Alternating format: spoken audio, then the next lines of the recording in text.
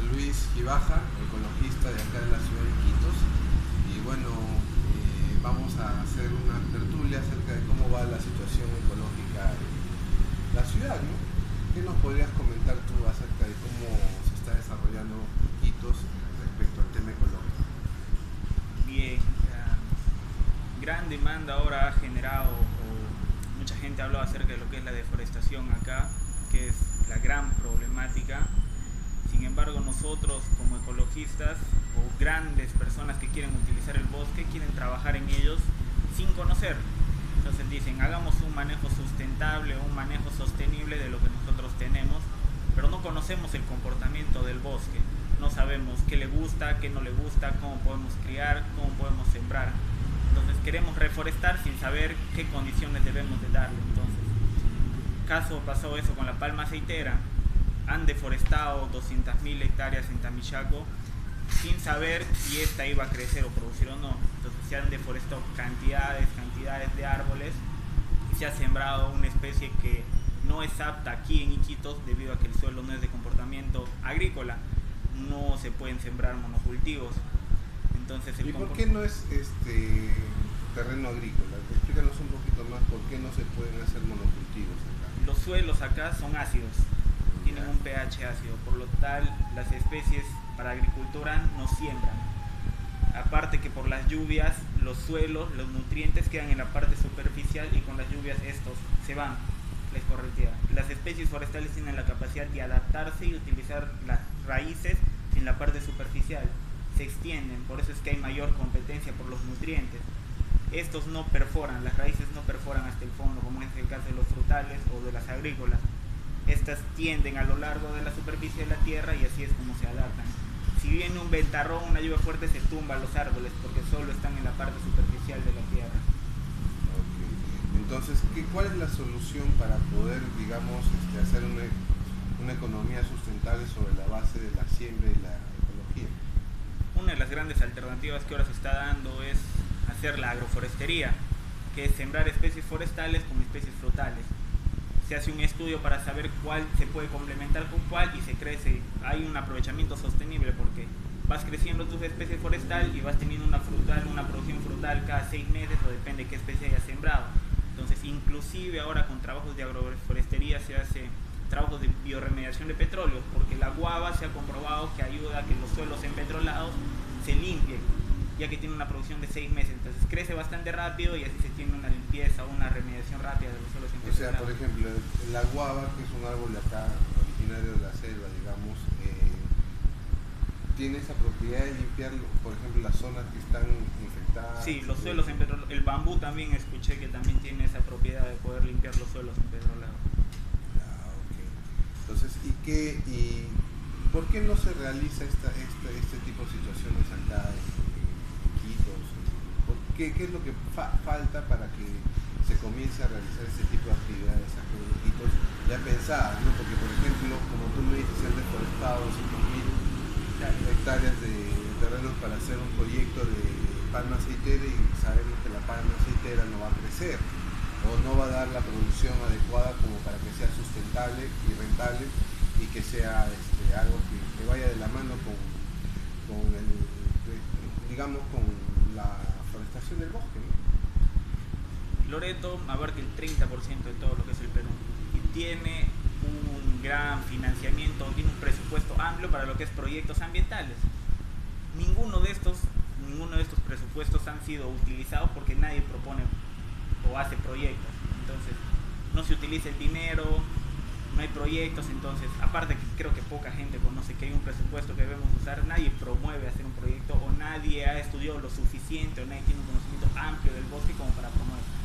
Yo hasta hace poco he estado trabajando con un ingeniero agrónomo bastante conocido, Salvador Flores Paitán, donde él trata de hacer una reforestación en la zona de Tamichaco. Entonces él fue a una reunión y entonces nosotros hicimos un estado del bosque con datos anteriores de 100 años de humarales, que es lo que más crece allá en Tamichaco.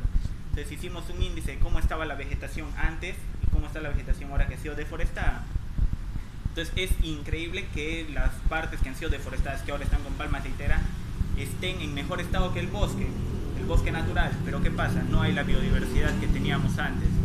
Entonces lo que él propone es que se termine la producción de palma, se siembra y se comienza a reforestar desde las partes aledañas, que son las poblaciones.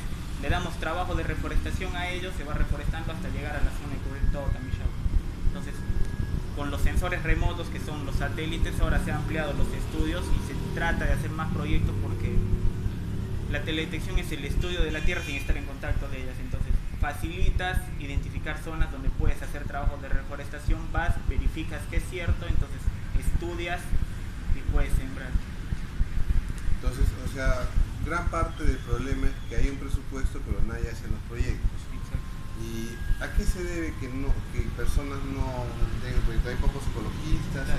Hay pocos ecologistas.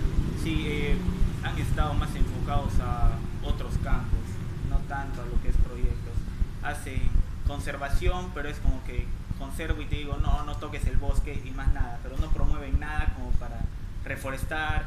Y aparte dicen, no conservemos el bosque, sí, pero a los nativos, a las personas que viven allí, tampoco le dan una alternativa de qué vivir acerca de eso. O sea, le dicen, no toques. O sea, es como que vengan a mi casa y me digan, oye, no toques eso, y ya. Pero es mi casa, a mí no me gusta que me digan eso. Entonces no le dan alternativas a ellos de cómo pueden vivir o de qué van a vivir, porque lo principal para ellos es utilizar el bosque, es recursos con los que ellos van a vivir. Entonces, por ahí también deberían plantearse proyectos en conservar el bosque, pero ayudar a la gente, a los nativos que viven allí. Por ejemplo, programas de reforestación, capturas de carbono, programas de captura de carbono, porque pagos por servicios ambientales hay muchas empresas interesadas en hacer pagos porque ellos emiten grandes cantidades de carbono y están interesados en que la Amazonía se conserve en los bosques porque saben que son los grandes sumideros de carbono, que los llaman. Ya. Pasando a este tema de los bonos de carbono, ¿por qué este tema de los bonos de carbono que ya viene de años, desde el protocolo de Kioto, ¿por qué no se da acá en la selva amazónica peruana? ¿Por qué no hay aprovechamiento de esta ventaja? ¿No hay aprovechamiento? ¿Tú que conoces más del tema? No hay aprovechamiento para nada de eso. O se tiene que hacer, el estudio en sí no es muy trabajoso como para que no se haya hecho, porque es calcular, medir los árboles, sacar el volumen, la densidad y se saca cuánto carbono te producen. Lo que pasa es que no es muy rentable porque la gente prefiere venir y deforestar y sembrar palma aceitera que te vale 70 soles y el bono de carbono te vale 7, entonces es 10 veces más. Entonces la gente apunta más a deforesto, siembro palma aceitera, voy a tener más plata que por estar conservando este bosque. Este bosque me da más plata deforestado en pie.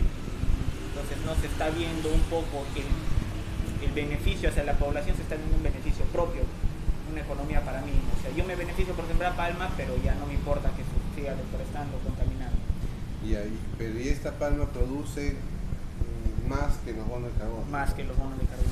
Son 10 veces más en cuestión económica. Claro. Entonces realmente no es, este tema de los bonos de carbono no es rentable para ninguna persona que quiera hacer negocios, digamos. No, pero si estás interesado desde la parte ambientalista, sí, o sea, figuras, no estoy conservando los bosques, no estoy... Y no hay forma de hacer un equilibrio de que la persona que quiere invertir no deforeste y se vaya por otros cultivos alternativos que vayan de la par con la ayuda de los bonos de carbono y que puedan sembrar cultivos que vayan como por ejemplo como lo que nos habías descrito, ¿no? La guava y los bosques, ¿no? Entonces que no implica una deforestación. Los árboles que mayor carbono absorben son los aguajales. Entonces los aguajales te dan bonos de carbono y te podrían dar una producción como el aguaje, que acá es, en todas las esquinas ves que venden aguaje, entonces estás ayudando el bono de carbono y tienes un beneficio económico por las frutas que te produce esto, pero eso si el árbol no lo utilizas más, esa sería una buena alternativa, utilizar los aguajales. O sea, sembrar aguajales. Y eso, por ejemplo, en vez de sembrar palmas aceiteras, sembrar aguajales también, pero los aguajales también, bueno, como les decía, no produce los frutos, es lo que te da bastante beneficio también. Entonces tienes dos beneficios. Claro, o sea, el beneficio por los bonos de carbono y por los productos que produce el aguaje, que son los aguajes.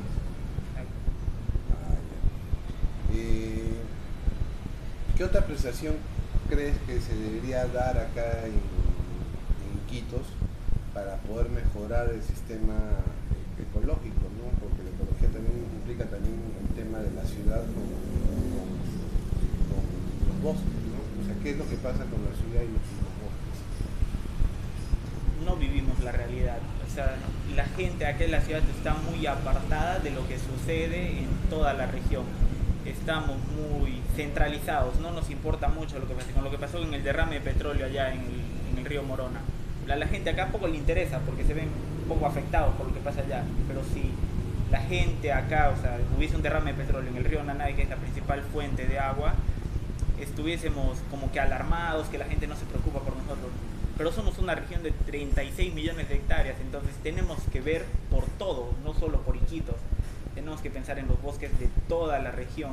Estamos enfocados en solo ver Iquitos, que todo esté bien acá. Y nadie se preocupa por lo que pasa en el Datén del Marañón, en Caballocoche, en el Estrecho. Entonces, es allí donde nosotros debemos de enfocar a conservar los bosques, porque es allá donde la gente nativa vive. Entonces son los bosques que están mejores conservados y hay que mantener esa línea. Ese es uno de los planteos que se propone hacer, conservar los bosques de la gente allá, trabajar con los indígenas, promover nuevas actividades, aparte de la extracción forestal, aparte que hay mucha tal ilegal, acá eso también se tiene que ordenar un poco con lo que es el OSINFOR y ya se van creando nuevas leyes. ¿Y esa tal ilegal, por qué se da? ¿No hay controles efectivos, no hay puestos de control? ¿Qué es lo que, o hay mucha violencia en el tema los talores ilegales siempre le dan la vuelta, pero a las leyes. Hay puestos de control, siempre hay barcos que están por los ríos, pero estos normalmente salen de madrugada, entonces no hay control en la madrugada, pues entonces hacerla tal ilegal te da más beneficios que la legal porque no rindes cuenta de nada, pues no le dices no estoy sacando de tal sitio, o dices no estoy sacando de tal sitio, pero vas y sacas de otra parte, entonces ya está siendo ilegal esa madera, no pagas nada, no justificas ningún gasto, ninguna extracción, todo el beneficio es tuyo, pues te has ganado toda la plata. Pero si te quitan, se pierde toda esa madera, porque ¿qué es lo que hacen los que te quitan? Nada, dejan que se pudra la madera ahí en los ríos. Entonces se tiene que poner más énfasis en esto también, en lo que es la tala ilegal, ¿no? Las concesiones forestales hacen lo mismo, les dan sus parcelas, ellos sacan los puntos de sus árboles, tú vas a verificar y te das cuenta que han sacado la madera de otra parcela. Entonces hay un gran problema ahí, eso también se tiene que ver mucho ahora.